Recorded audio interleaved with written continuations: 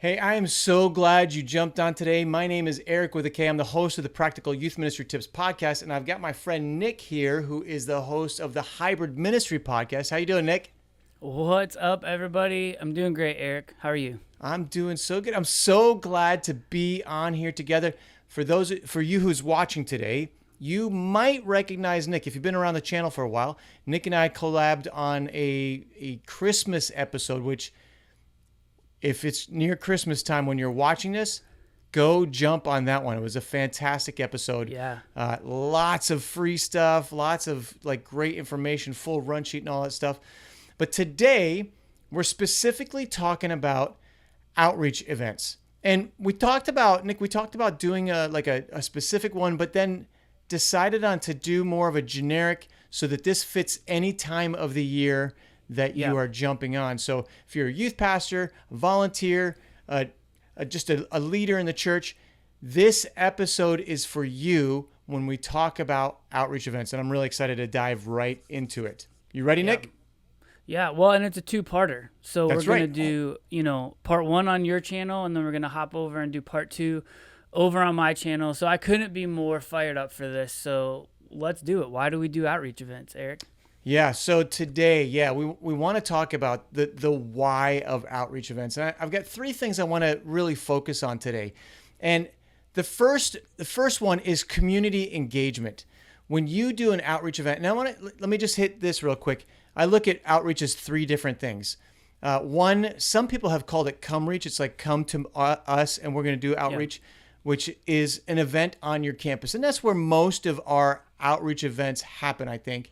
And another version of that would be outreaches into the community. So it's more like a service opportunity in a community. Maybe you're doing lemonade and hot dog giveaways at a park.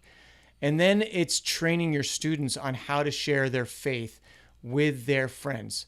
So all of that encompasses outreach. We're going to focus today mostly on the event on your campus, but there's community engagement. When you get your students to have this culture of invite, to bring in their friends to something that we're doing, they start to engage with their community, those around where you live, where the church is at, and it starts to get waves, if you will. It's like dropping a rock into a puddle and you see the waters ripple out. That's the concept I'm thinking here of community engagement. Yeah, and, we'll get into it a little bit, more in our part two of this, but that's my favorite style of outreach, not because it is easier, right? It's easier to have people come to our church where we have all of our resources and all of our sound gear and all of our things set up, as opposed to taking it out to a park. And there's a time and a place, and all that, is meaningful and useful too in like the strategy and life of the local church. But bringing students to your campus that are invited by students that already go to your church, I think that is my favorite model, because what I'm always trying to do as a youth pastor is I'm trying to encourage my students to reach their friends. I like peer-to-peer friendship evangelism, and that helps, this style of outreach event that we're going to be looking at here today helps increase friendship evangelism, helps increase the invite culture in your youth ministry, in your student ministry. And it's just going to help then bring about awareness that your church does exist to help serve the community, serve teenagers, and it exists to be a safe place, for kids to land. And so doing it that way helps put a little bit of the ownership back on the plate of your students, in your church and in your context. And I find that really, really advantageous. Yeah, that's so good. The second thing I would say about that is that it builds relationships, right? So some of it is relationships that you and your leaders are building with students. Some of it is the students that are coming and getting connected with others. The idea of they come for the fun, but they stay because they feel valued and connected. And that's coming beyond just one event, right? And maybe you're on campus at schools and you're just connecting with your students. This is an opportunity to continue to build those relationships because your students are introducing you to their friends. Maybe you're playing bump or something during lunch, and they are connecting you to their friends. And now they go, hey, you know, my youth pastor that you met, we played bump the other day, he's going to be there, blah, blah, whatever. But it builds those relationships. And often, you know, maybe they don't know anybody from their school that goes to church, and now they show up at your church, and there they see somebody from their school, like, oh, that's a cool connection. So I love the idea of building relationships, and I think it also expands your reach, right? So you've got your youth group, your regular attending students, they come, they show up every week, or, you know, once every 4 weeks, whatever is typical these days. But it expands your reach, because now it's almost like the old you know, downline concept. Like, you connect with 3 people, and those 3 people connect with 3 people, and that's kind of the discipleship model as well. Yeah. But I love that, like, it's continuing that ripple effect to go beyond the walls of your church, which I really believe is what the church is about. It should not just be insular, right? It should be looking outwards. Yeah, I was actually thinking about that concept this week. I have a student who just joined one of our student leadership teams, and I was thinking back to when I first met him. I met him first last summer at summer camp, and he had a friend from our church invite him to church. But now he's on the student leadership team, and the friend that brought him is not. And I was thinking, like, that's actually really interesting, because a year ago he was more the outsider, but he sort of like outpaced his friend. And so that's obviously more of like an exception than the rule of how some of these things happen. But you can see that it is possible, right? It is possible that a student will come to an outreach event or some sort of thing at your church, get connected, and then they may even take a higher level of leadership step than the person that even brought them. And that's just an example, right, of that reach, you know, being expanded. And so that's one of the reasons why we can do, you know, events like this, and why we should. Yeah. I love it. Yeah. Hey, well, let's jump right into kind of the, as my friend Nick often says, the nitty gritty of it. We're going to go through kind of breaking down a typical schedule for an outreach event. And Nick, how long is your typical event?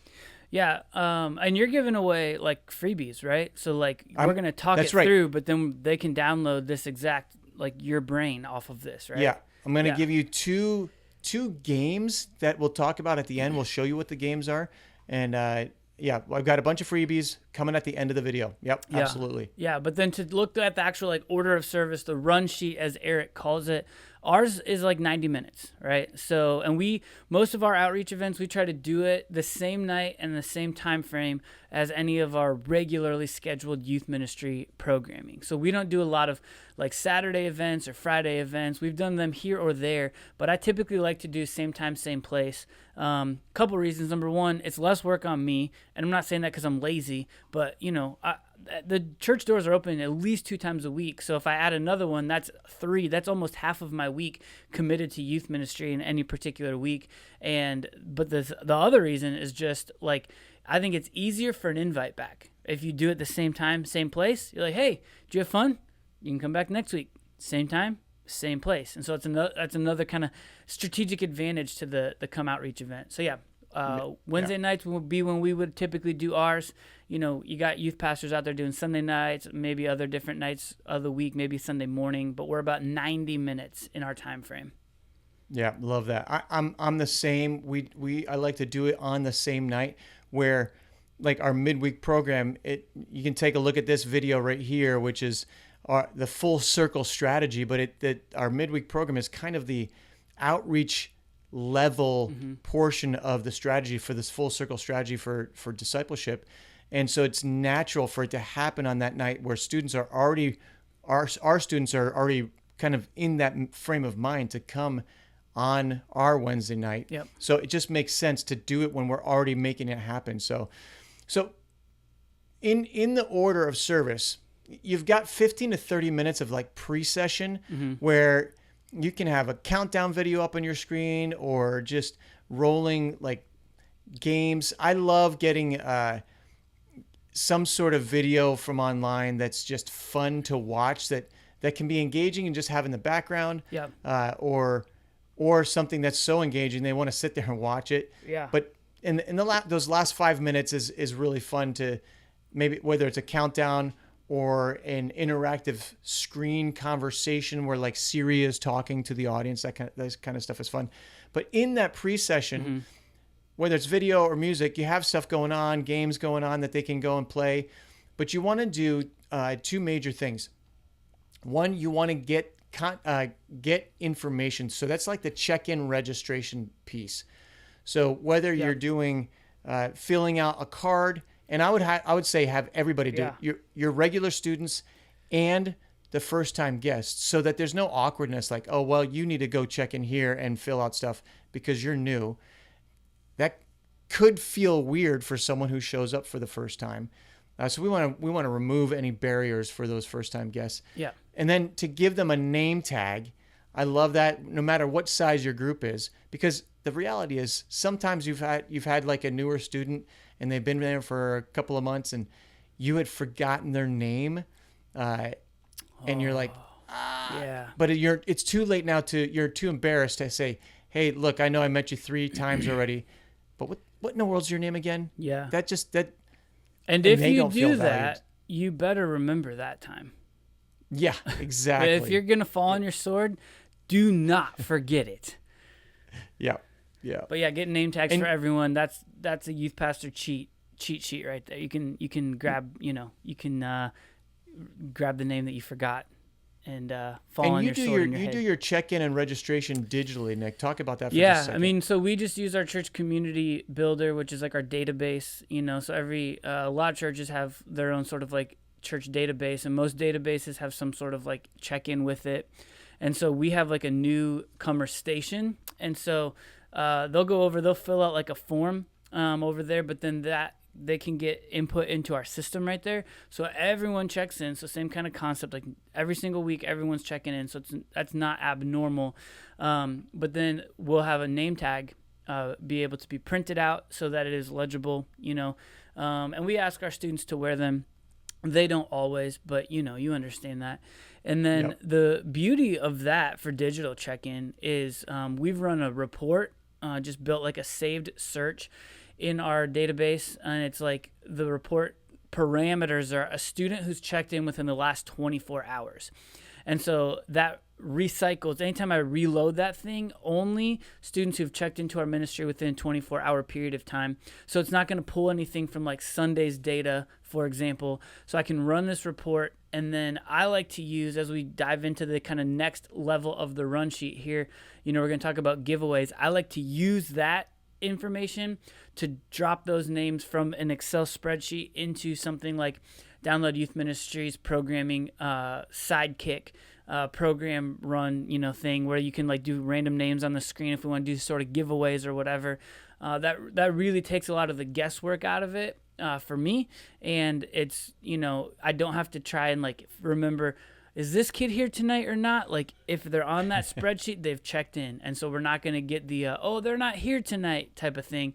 They've checked in, and so therefore they will be live in the room to win, and that makes that giveaway moment a little more meaningful if they actually are present to win the gift. Yep, so good. So which, speaking of giveaways, this is the next part. So now once the countdown clock has come to 0, you need to be on stage ready to roll right away. Mm-hmm. Do a fun welcome. You're excited to have everybody here. And then I love doing a giveaway right up front. And that's where you can, whether you've done paper and you just draw names out of a bowl, or you put it into Sidekick and you see the name generator, which I love because it goes fast through the names, but you'll always see your name as it goes through there. And that's a really great option. Or you can use wheelofnames.com, which you can put a giant wheel and you can put everybody's name into it. It's a fun way to do that. I have an episode where I talk about the claw machine that YM360 does, where we take photos of students and then you can put them into the claw machine. Now you can't do that right off the bat, so I've done that one later in the game. Yeah. But the claw machine goes in and drops and grabs somebody's head, their picture, and that whoever is pulled out, that's the person who wins the prize. So with this fun. fun That's way. like a so lots of ways you can do it. That's like a camp or like a retreat type one, right? Where like Yep. you know all the names ahead of time and you can kind of prep for that or whatever, or send a graphic designer off to prep for that. Exactly. And the idea of getting the names, I love that, because not only do you get their names that first time, so you meet them, but you can use it for your giveaways. And then I also let them know, we're not going to abuse your information. We're not going to, it's for us to stay connected to you, and they can always unsubscribe when we connect them to an email or whatever. But, but then and if you let them know it's for a giveaway, then it doesn't feel like a creepy information grab. It's like, hey, we're giving a bunch of stuff away. So it reduces that weirdness factor, I think. So good. Yeah. So good. And it also gives you, like, which we'll talk near a little bit in a moment, but gives you all of the first time guests, because you'll have a little checkbox or whatever for that, for those who are going to do the impossible shot later on. So I love that. But we'll come to that in just a minute. Then you want to start into your games and activities. So maybe you have a themed night where all of the games and activities fit around a theme. Yeah. This is where I always like to do a screen game of some sort that you play. That's kind of just draws everybody in. Then, and good news, you're giving one away for free. So there you go. There's your. That's right. I'm actually giving away 2. Yeah. That's right. So excited about them. Yeah.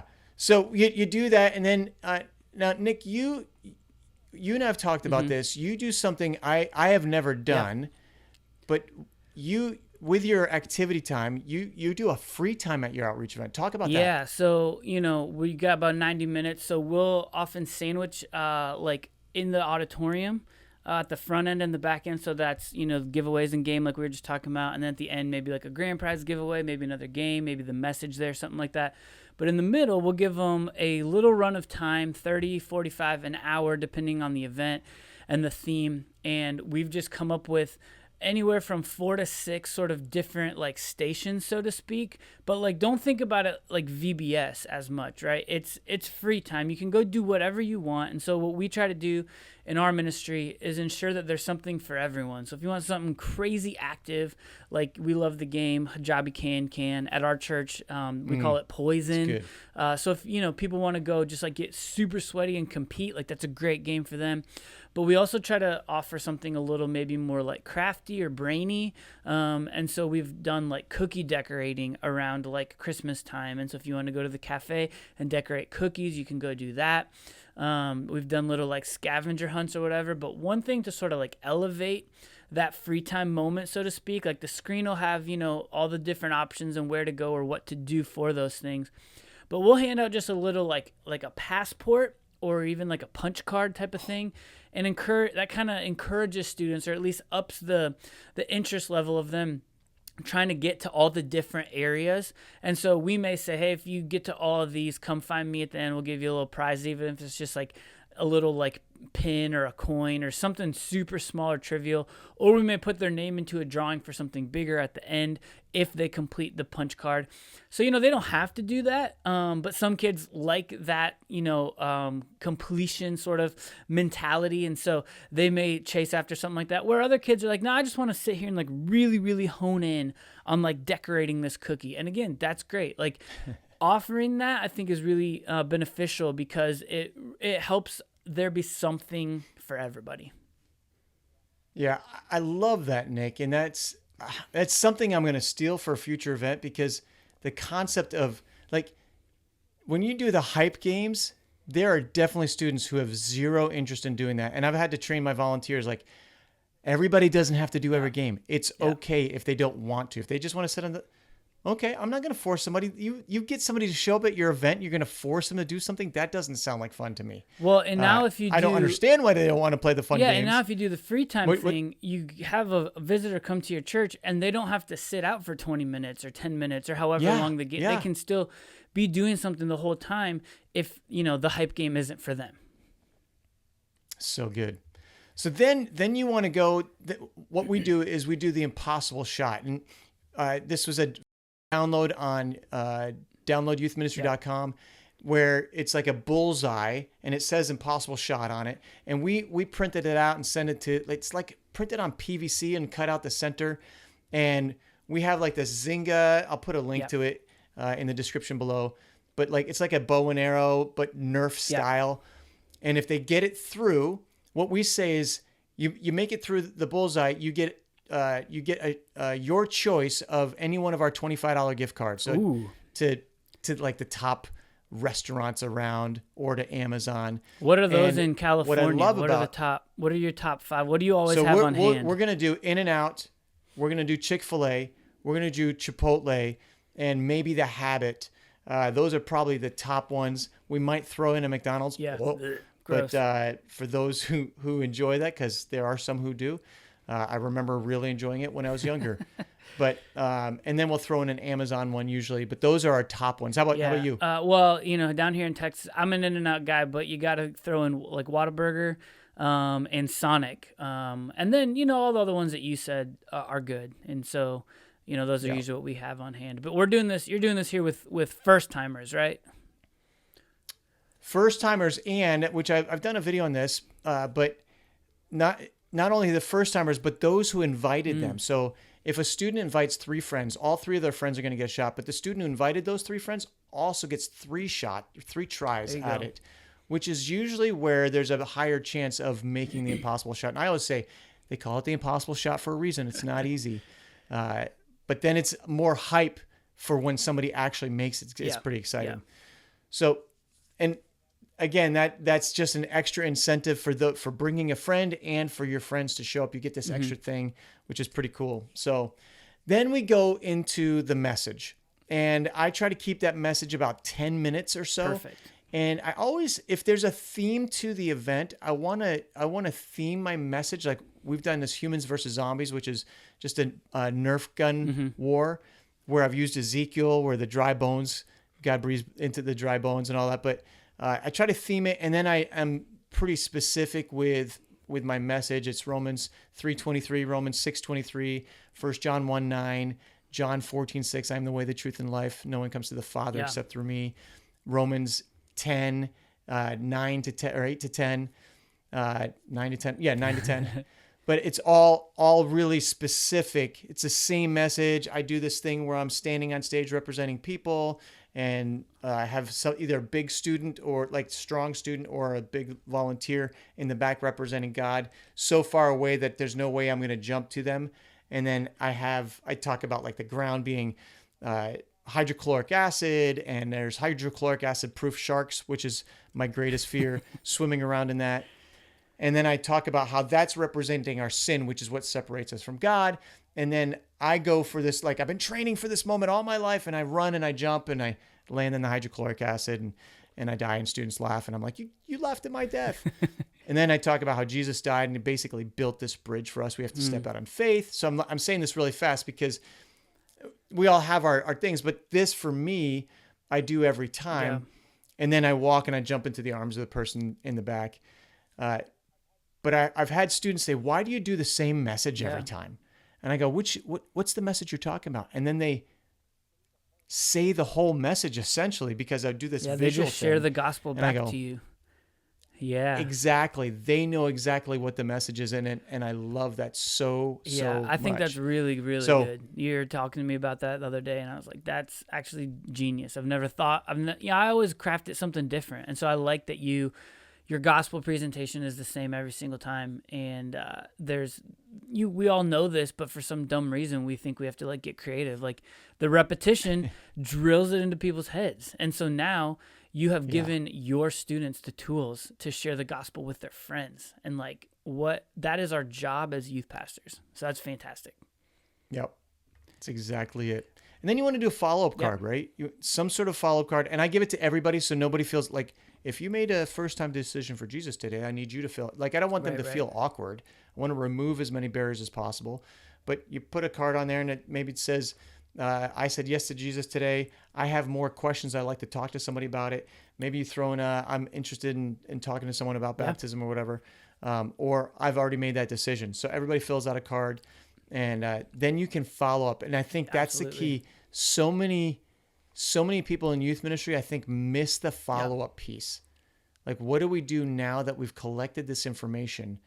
Okay, we can pray for them, which is important. We need to pray for them. Absolutely. But I think we need to have some sort of a setup strategy where it's a discipleship process where we follow up with them, we connect with them, and we invite them with their friend that invited them to be part of maybe like a 3 to 5 week first-time discipleship study, absolutely. or whatever. So good.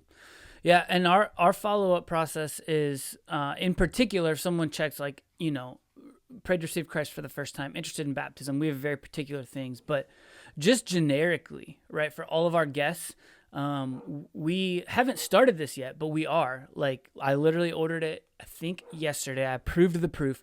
But we got like an 8-inch by 6-inch by 2-inch tall, like, branded box.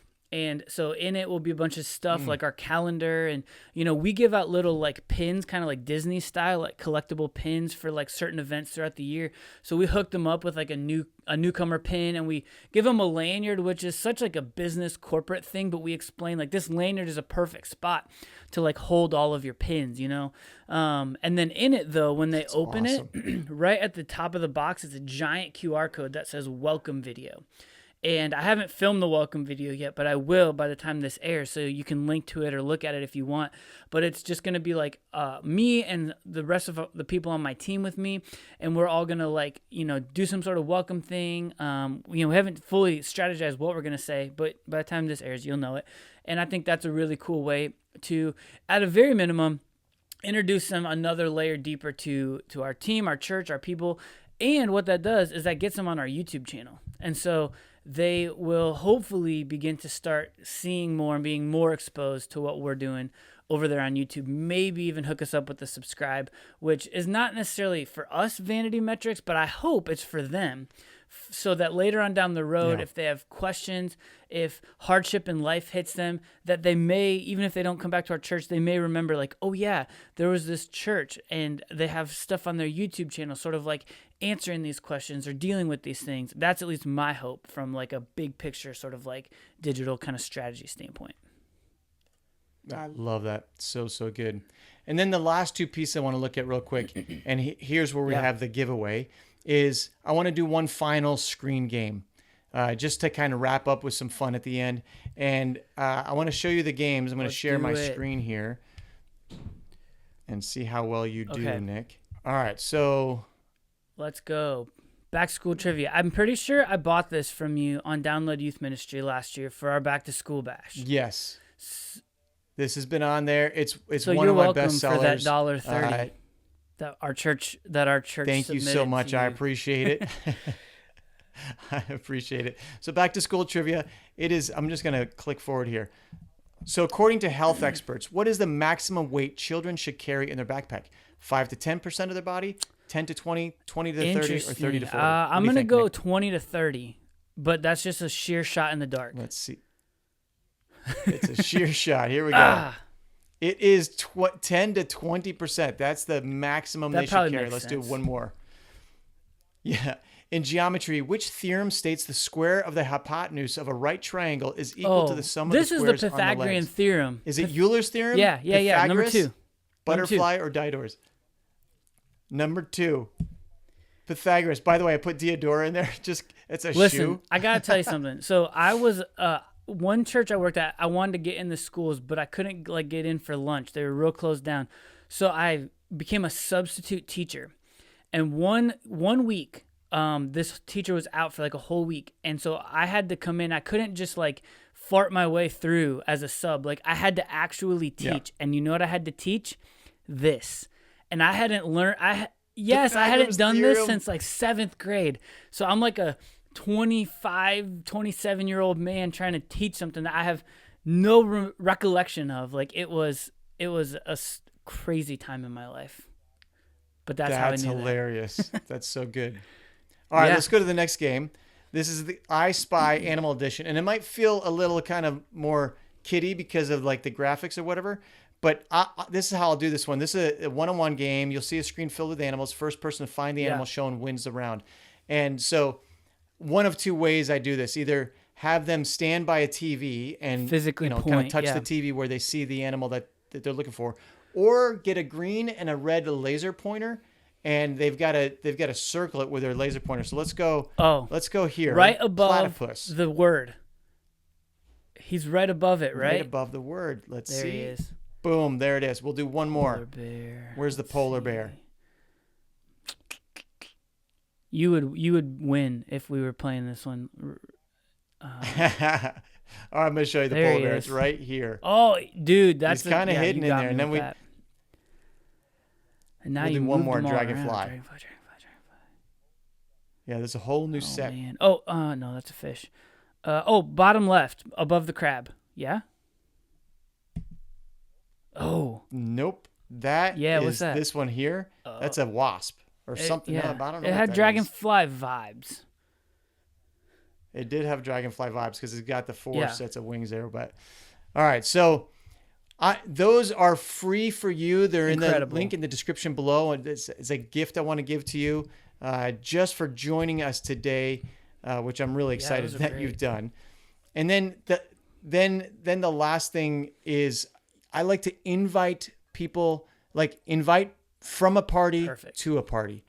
So I want to give them a card, and that would be like in your box, and we have a little gift bag that we give out, and a card in there that invites them back to your next event.